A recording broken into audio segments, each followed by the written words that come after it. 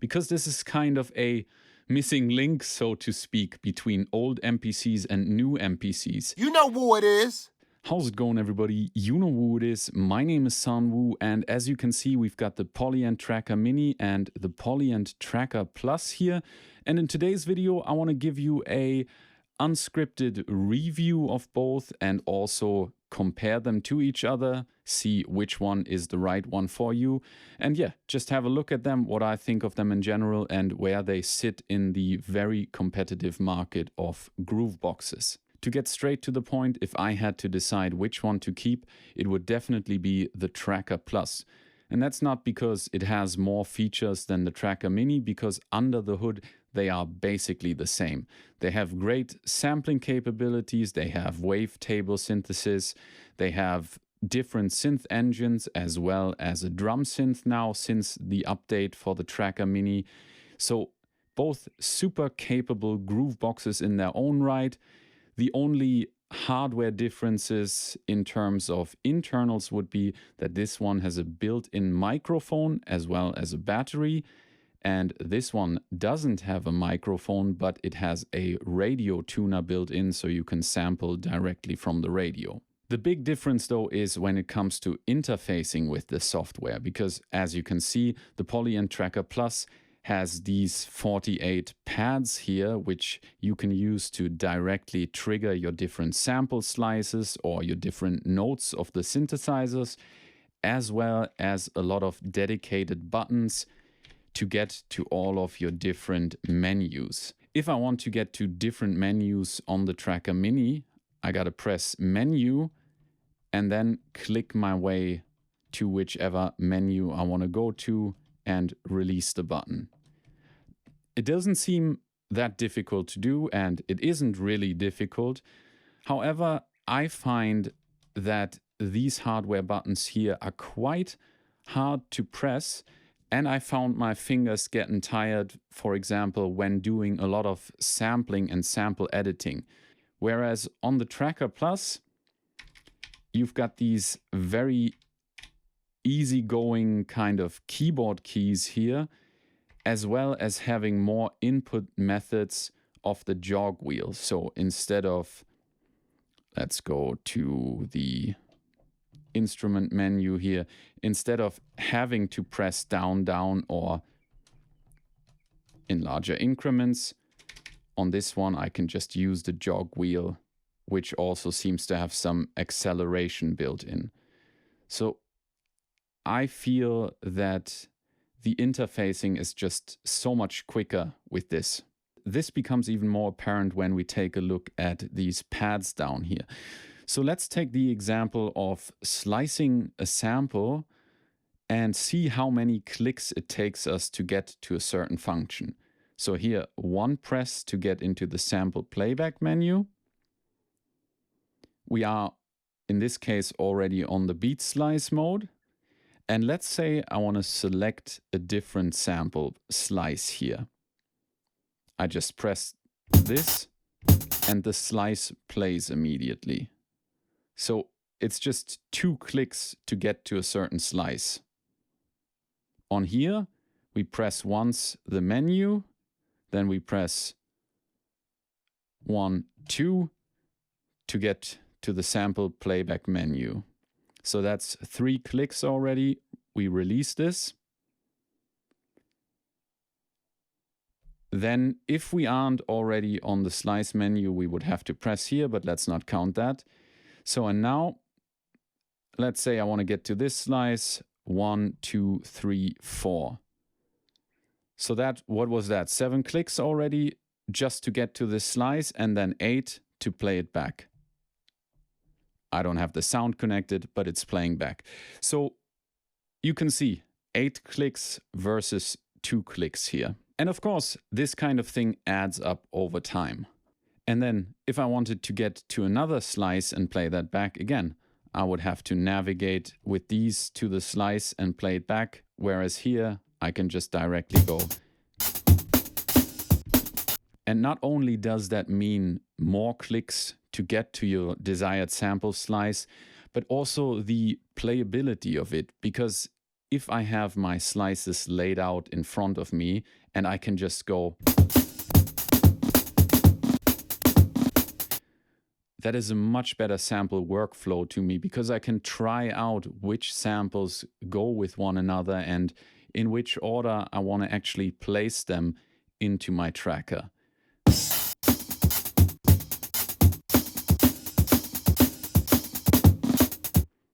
So this allows me to actually play my slices instead of just placing them on the grid and seeing how they will play out.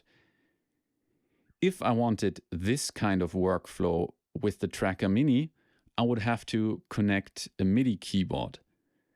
And that to me would defeat the purpose of having this handheld unit, because as soon as I start connecting different things to it, it gets cumbersome to have, MIDI keyboard on your lap, this in your hand, and then switching between the two devices. It just makes it more difficult to use. And to me, just using it on its own like this is just too much programming and too much work to get to something that I would easily do by trying out my samples when playing them on the pads. And this, of course, doesn't only apply to sampling, but also to the integrated synth engines. So I've hooked this one up just to quickly demonstrate how it works with playing a synth, for example. Here I can simply play notes using the pads. And you can even put this into a scale mode, which you can do here as well, but you can't just simply play notes like you would here. If you want to play different notes, you actually have to go to your tracker timeline or grid or whatever you want to call it, go to record mode and then place a note. And now you can change what note you want to have on this step.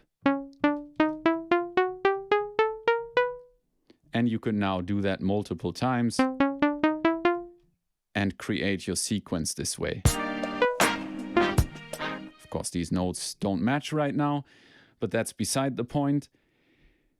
Here, you got to put more effort into creating a sequence or previewing a sequence if you don't know exactly which note you want to play after which note. And here you can simply do this by simply trying things out, which isn't possible here, again, unless you hook up a MIDI keyboard. So all this might make it seem like I'm really down on the Tracker Mini, which I'm definitely not. For the right person, this is an amazing groove box.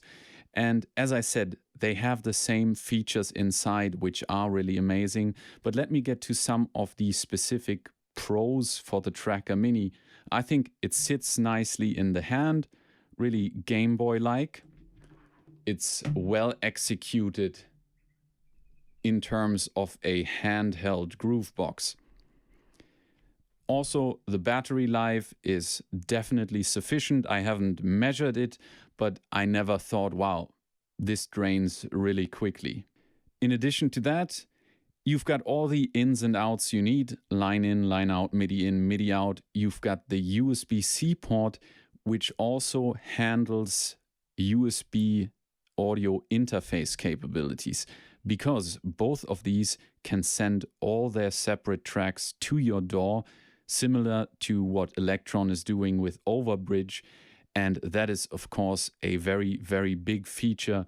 Being able to send all your tracks and have them separately lined up in the DAW for further editing is just a big, big feature. And also the Tracker Mini comes with a carrying case. It fits perfectly in there, and that's very sturdy. And since we touched on the USB-C interface capabilities, let's get into the general pros of both of these devices in terms of their feature set. Both of these devices have, first off, 8 tracks that can be used for sampling or wavetables, and they have 8 MIDI tracks that can send out MIDI to other devices or can play the internal synth engines. You can have 3 synth engines loaded at the same time right here, and you can decide which kind of synth engine you have in either of these three slots. So you see WTFM, ACD, and VAP are different kind of engines, and I could exchange them for different engines. So let's exchange the one in Synth 1. I go to Instrument Parameters, and you see WTFM is selected. And if I want, I can go to another engine and load it up. For example, the Perk engine. And I gotta say, all of these synth engines really sound fantastic. Let's have a listen to them. First off, we've got the Perk engine, which is a fully featured drum synthesizer, which I think is really amazing. Let's quickly program a pattern and then go into more of the details of the Perk engine. Go to Pattern, select all of my steps within track 9, and then use the fill function and put random trigs from C5, because that's where my kick drum starts, to B5 is where we want to get to. There we go. And now I'm going to fill it. And now we have a track filled with drum sounds randomly.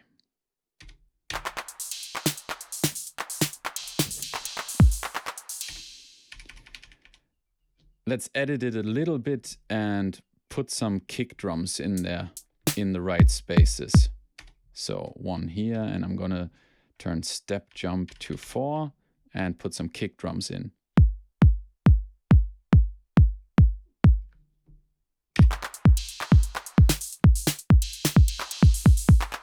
And you can hear you've got a nicely grooven randomized drum pattern. Might not be perfect, but that's an easy way to get started with a drum pattern. All right, now that we've got the pattern going, we can go into the instrument editor where we can edit our drum pattern. And we could play with the macros. So each drum kit can have certain macros assigned to it.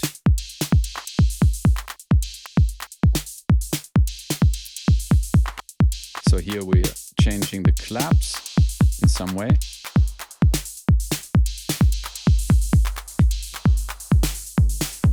Here we are thumping up the bass drum. And here we are changing the flavor of bass drum, it seems.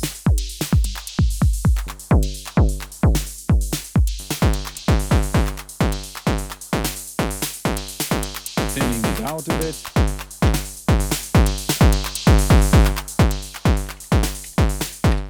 You get the point. There are some macros assigned to different parameters within your drum kit. And you can even go in and edit this now. If we click on Edit Patch, you really get a deep dive into the engine. So it's not just a superficial macro engine. You can actually edit a lot of this. And within this patch edit menu, again, the Tracker Plus makes things very easy and intuitive. So you have all these separate elements and you can just select them directly from the pads. On the Tracker Mini, you take the cursor keys, go to a certain element that you want to edit, and then select it with the Enter key. And then you can edit the parameters, which isn't much more you have to do, but here you click one, it's already selected, and you're on to editing the parameters on the right. So again, just a few less clicks, but it adds up. And also I just noticed once we have selected one of these sounds, and let's say we're editing the patch, I don't even know if you can preview the sound within this menu without playing a sequence that contains the sound. So I don't know, because pressing enter usually in other menus would preview a sound, but here I have no idea how to do it. Maybe it's possible, maybe it isn't. I gotta investigate. However, on the Tracker Plus, I still got all my sounds here that I can just easily preview while editing them. And to quickly get into the parameters, I'm not going to do a deep dive on the synth engines, but just to quickly show you the kind of things you can edit. So here we've got the bass drum. We can change the bass drum type.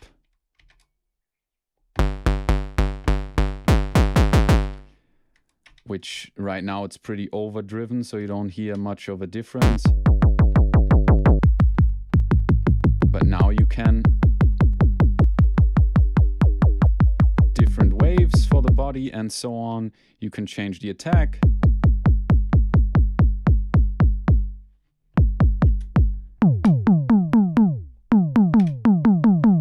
All the kind of things you would expect from a drum synthesizer. So it is pretty versatile in what you can do with it. And I think it sounds excellent.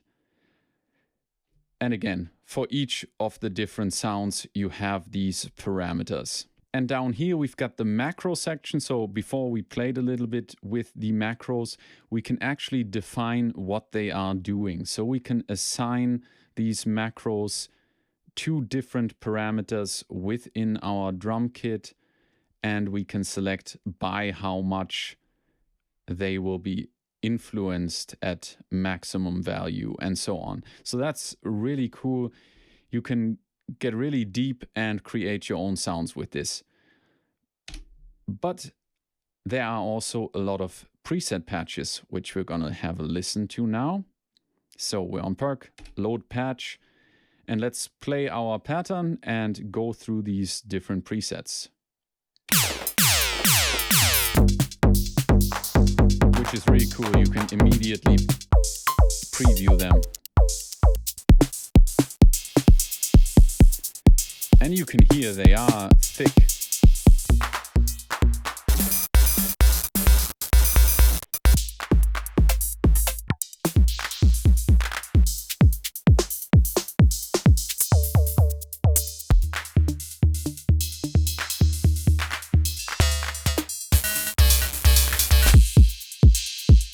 This.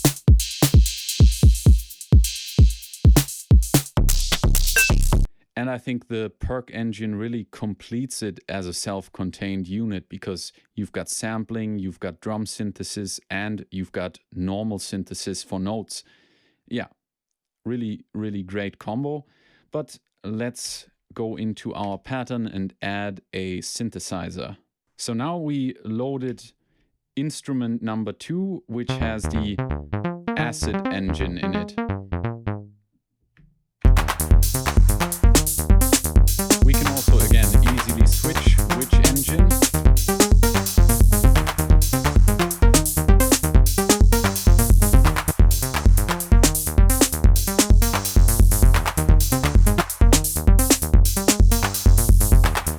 And let's see what we can do with the synth engine itself. Maybe we even mute the drums just to highlight the synth. So we've got the acid engine. And again, we have macros. I don't know if they are assigned in the init patch. So let's choose this.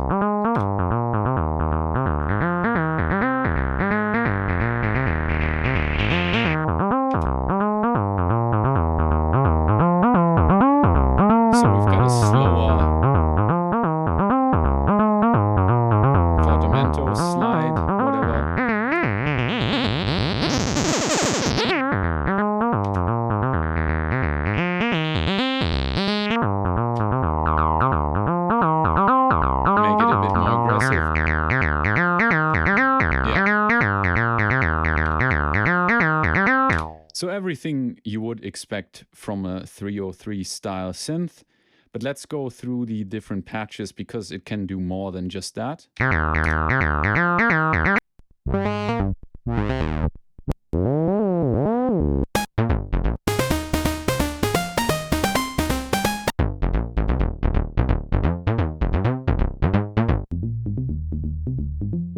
That sounds nice.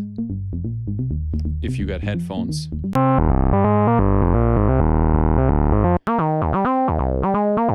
Also pretty nice.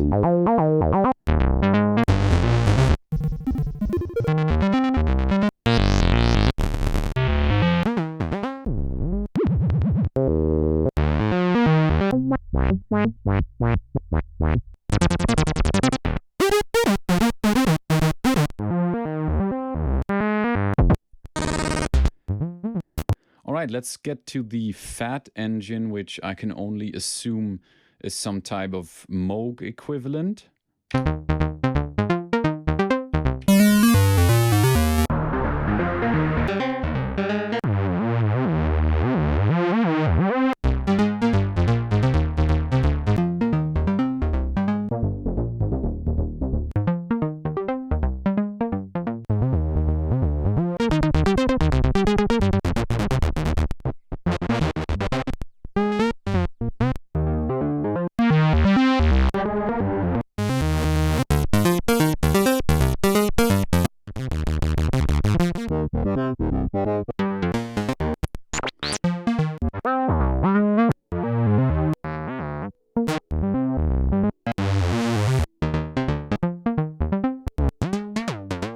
Yeah, presets also are very nice in my opinion, and it's good to have solid presets because I like using presets, or at least having them as a starting point if I want to get to making music quickly. I don't want to have to dial in my synth sound every time, and I want to have something there that I can use and that I know sounds good. And also, if you have put down a sequence and then you just go through the presets and find whatever sounds the song you already have and the notes that you have programmed, I think it's fun to do. And I like that the change of presets is immediate. Because some devices you gotta wait a second or two before the preset is loaded, and that can be really annoying if you're doing something like that. But let's look at the other two engines here. VAP. I guess a Juno style inspired synth. And you can hear the synth engines are versatile enough that you can do something like program a hi-hat with it if you want. Yes, while I'm saying that, we should take a look at what it looks like editing a patch of these as opposed to the drum synth. So again, we can hit edit patch, and then we're in this menu, which has the same layout as the drum synth. So pressing here, I can navigate to the different sections of the synth and easily edit all the values if I want to with the arrow keys and the dial. So pretty easy, and again, fully featured synth engines with everything you could want in a synth, basically. Very cool. Let's listen to some more patches.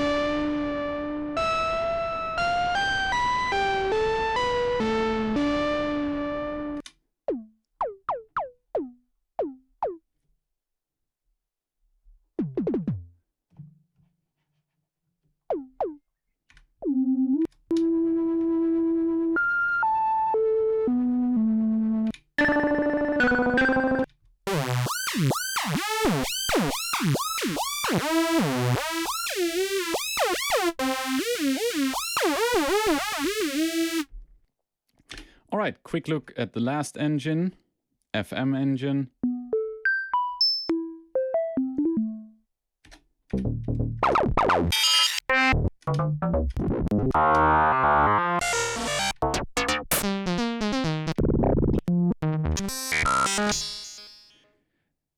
And doing this led me to one of the negatives that I gotta say about the Tracker Plus is I don't like that they have put the rubber coating on the keys that wasn't so on the original tracker, because if I press this down here on the corner, you can see it rises slowly and keeps going down sometimes. It's the same on the Elektron devices. I don't like that stuff, and I don't know if they used a different rubber. At least they said so, that it's a different rubber than usually on the devices, that it's some kind of silicone stuff that doesn't disintegrate. I will double check that and put that in the comments, but I don't like that it just might stick on some devices if they aren't aligned properly. Yeah. Otherwise, it feels nice, it looks nice, but yeah, I don't think it's necessary.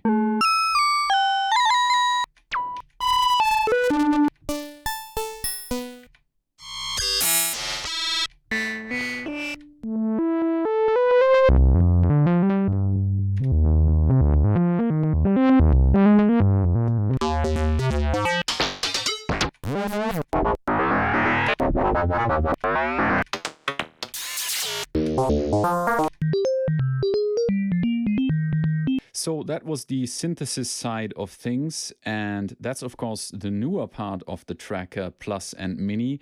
The original Tracker only could sample and playback wavetables, which it is very good at. So as I shown before, we can perfectly slice using these pads down here. We've got lots of editing options for samples. We can play them in different ways. So this right now is in slice mode, but we could also do the one shot, and you can read it here. You can do all kinds of things with these samples, and it's easily editable in a number of ways. You can also auto slice or even slice, or set your slices or manually. You can load in new samples, and we've got a destructive sample editor as well. So here you just set the slices in the playback mode, and in the sample editor you can do other things to your sample. You can define the overall length, but you can also do all of these processes down or to the right here. And yeah, let's go over here. So for example, let's say I want to put a bit crusher on my sample. I would say select effect, and then I can select how much I want to affect it and preview the sound.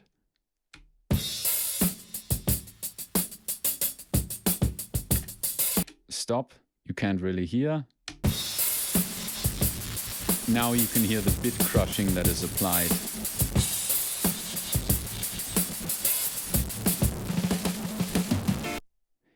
And now I could press apply, and then it would convert this sample and apply this effect in a destructive way. So I can't dial it down from this sample again. I would have to start again with my original sample. So it directly applies it in the old school way, which might be annoying to some people. And of course, I would love to have these as insert effects as well, but I guess that would be more than the tracker could handle. But it's better than not having these effects available. So you can apply as many effects as you want and just print them onto your sample. And yeah, as you can see, there's quite a lot to choose from. On top of that, you have the instrument parameters. So these are live effects. They are not printed onto your sample. So of course, volume, panning, tuning, fine tuning. You have a filter selection of your sample as well. Cut-off resonance, the usual stuff. On top of that, you've got an overdrive, which I think is super useful, which pumps up your samples quite a lot.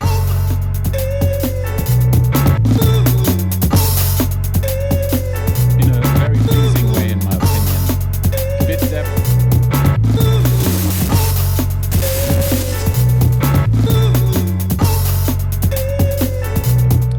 And then the usual suspects, reverb send and reverb and delay send.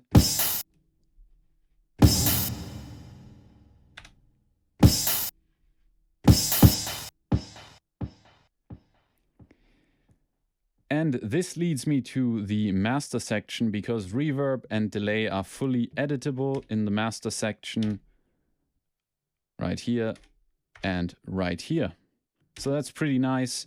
On top of that, you get a limiter on your master, which also has sidechain. So pretty fully featured everything. An EQ, also super nice.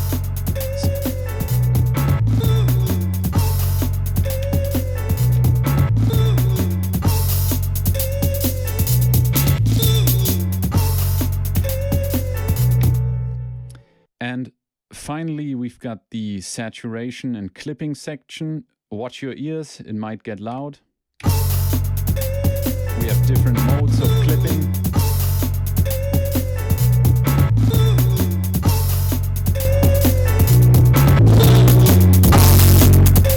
Yeah, it can get quite intense, but of course if you play with your levels, this might be useful. Bass boost.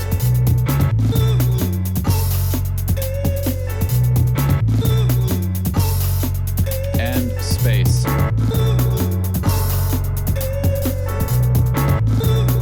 Which actually has quite an intense effect.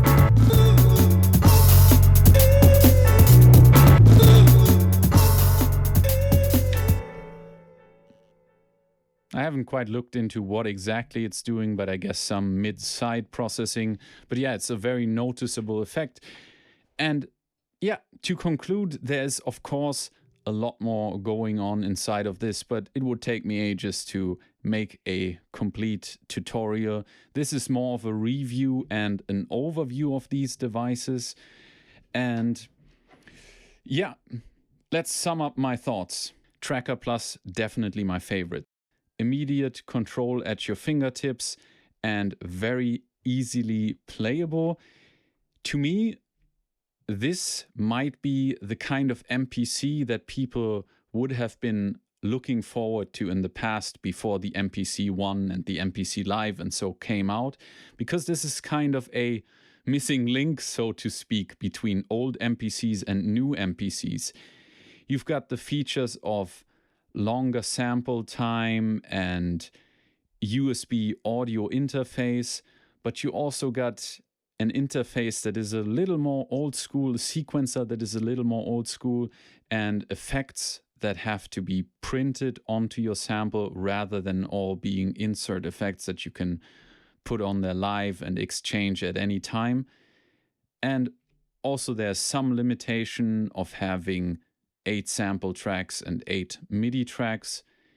And I think it's just the right amount of limitation for a Groovebox like this, as opposed to the new MPCs where you've got a touch screen and you've got every effect in the world, but somehow the interface feels really clunky. I think on the Tracker Plus it's a little more streamlined, and yeah, as I said, you've got everything, all your slices, all your notes right here on a grid, which by the way is also in some way better than the MPCs, because you don't only have 16 slices available at the same time, but 48 slices. Then on the sequencer side, you can handle very long patterns, and you can see your steps immediately in the pattern very nicely, and which notes and which slice. As you can see, as I'm going over these notes, it displays which pad is playing, in which step, and so on and so forth. So yeah, it's very clear to me and very easy to use. That's what I like about the Tracker Plus. And you are also not overwhelmed with a million synth engines that all do the same thing. It is limited to a few very well thought out synth engines, in my opinion, that sound very nice. Although, I gotta add to that, in the manual it says something interesting about the synth engines. And as you could see, it says that more new synth models will be added to the Tracker Plus option list in future OS updates.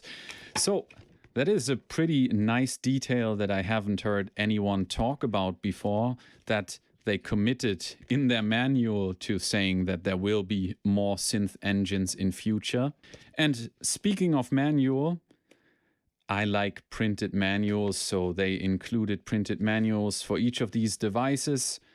Yeah, that is just so nice to have if you are learning a new device, not having to stare at the computer, but having something in your hand that you can flick through and get to the section you want to learn about. So thanks for doing that, Polyend. Yeah, so in a few words, this is the MPC for people that don't like the new touchscreen MPCs, but also don't want to go back to an MPC 2000 or 3000 or whatever. And then there's the Tracker Mini, which is for people that really need a portable device on the train, on the plane, or whatever.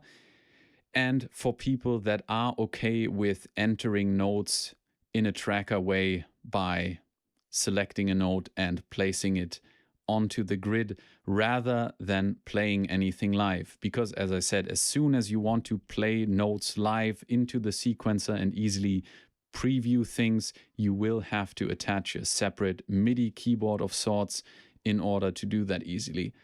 So you got to be cool with the tracker way of things and entering your notes this way if you're going with the Tracker Mini. If you are going with the Tracker Plus, it's a little more easy for people that aren't used to the tracker workflow and that are more used to something like an MPC, OPZ, whatever other sequencer device that can input notes by playing them. Yeah, and that's my summary for today. I'm going to make more videos on the Tracker Plus in future and go through its features and have some fun with it. But for now, I think that's enough of a summary. I hope you enjoyed it. I hope you learned something. If you want to learn more, subscribe to my channel. Feel free to leave a like and a comment. I really appreciate it. Hope to see you in the next video. Until then, have a wonderful time. Peace.